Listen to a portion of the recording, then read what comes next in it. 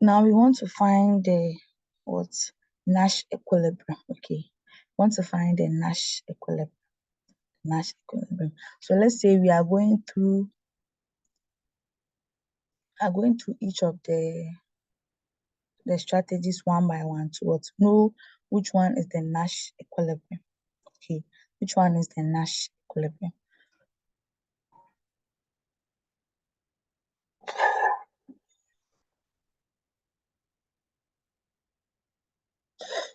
Okay, so we want to know which one is the Nash equilibrium. So when we pick the H, okay, when we pick the H,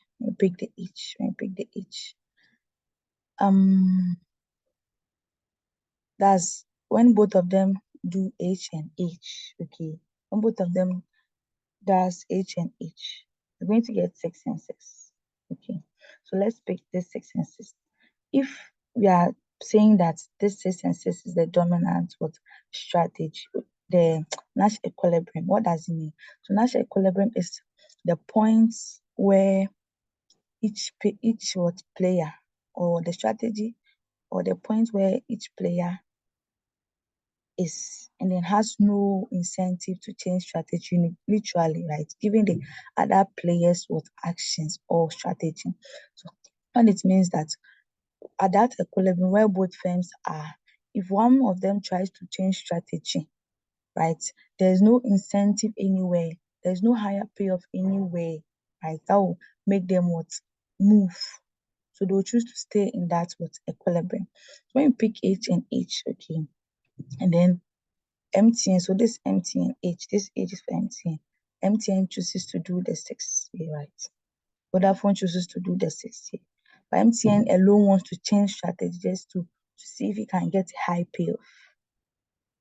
Okay, so if MTN changes strategy, okay, so this is MTN strategy. So MTN was doing the H, and then they both got 6 and 6, and MTN himself wants to see if I change the strategy alone, that Vodafone reacting, will I get a high payoff? So if MTN change strategy, he will come to the L, this L here, and he's going to get a payoff of 3, which is lesser than this payoff. So MTN will choose to stay here. It will not move. And then we come to Vodafone's own. So this is Vodafone's own, and this is Vodafone's strategy, right? So if Vodafone is having 6 here, and he says that I'm going to cheat, and then I'm going to change the strategy that MTN knowing, right? Then he's going to change to L. He's going to get a 3, and the 3 is less. So Vodafone will stay at this point. Okay, Vodafone will stay at this point. This becomes the Nash equilibrium. This one. So let's check for the others. So if let's say MTN chooses to do H, right, his payoff is going to be 20. And then Vodafone chooses to do L, his payoff is going to be 3. So at this point, let's see if this can be a Nash equilibrium. So if MTN is 20, right? So MTN tries to change strategy from the H to the L, is going to get a 14. The 14 is lesser than the 20, okay? So MTN will not change, right? So if Vodafone to SC at 3, right? So MTN will change, like he wants to be this point, okay? So there's kind of like he doesn't want to move to 40. That's the L. Okay, he doesn't want to move to the 40, which is the L. Okay. So if Vodafone 2 is getting a payoff at this point, which is 3, and he wants to change strategy, right?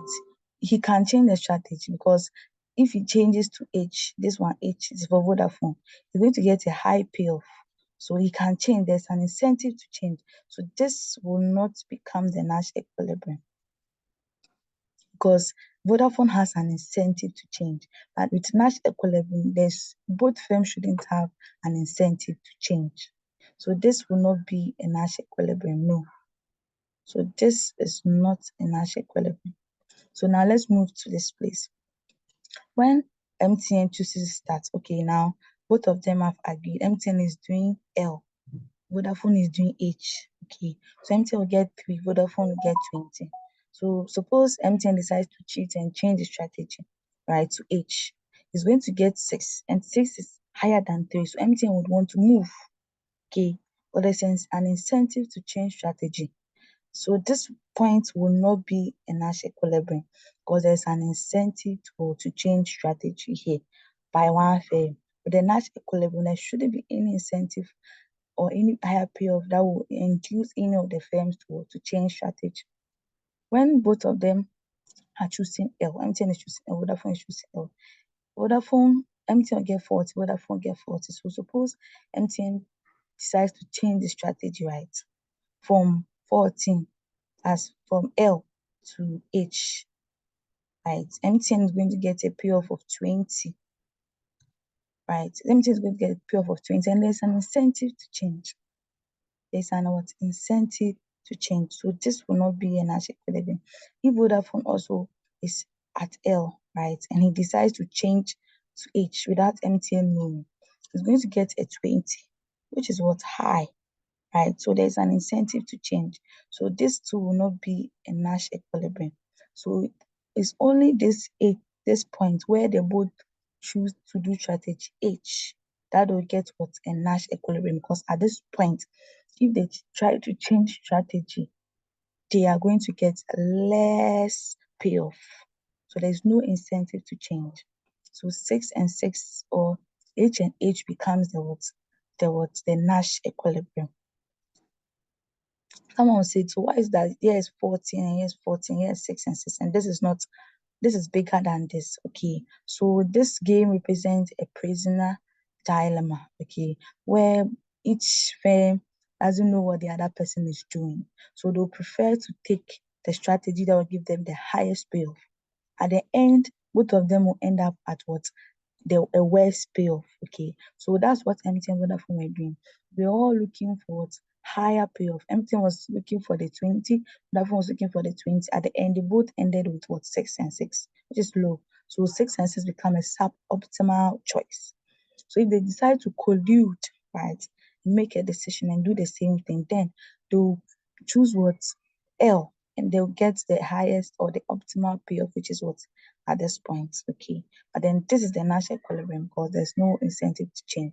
If they decide to collude, then they'll both choose strategy L so that they get 14-14, which is the optimal choice. So this game represents what? A classical prisoner dilemma, right? But if when we were doing it, we got the Nash equivalent of 14-14, then this game doesn't represent a classic prisoner's dilemma because they were able to attain the optimal choice. But this game represents a classic prisoner's dilemma. Okay, so basically that's what the Nash equilibrium is about. I wanted to just explain how to locate the Nash equilibrium. You have to be careful with the strategies. MTN's one is up and down, Vodafone one is from the right to the left. So when it's changing strategy, know where you are moving to. If you do it like this and you are talking about Vodafone, you are wrong because this side is not for what the strategy here is for MTN moving, and this side is for Vodafone moving. So you have to be careful. All right. So thank you. I hope this video will help. Enjoy your day. Please don't forget to like, share, and subscribe. Bye bye.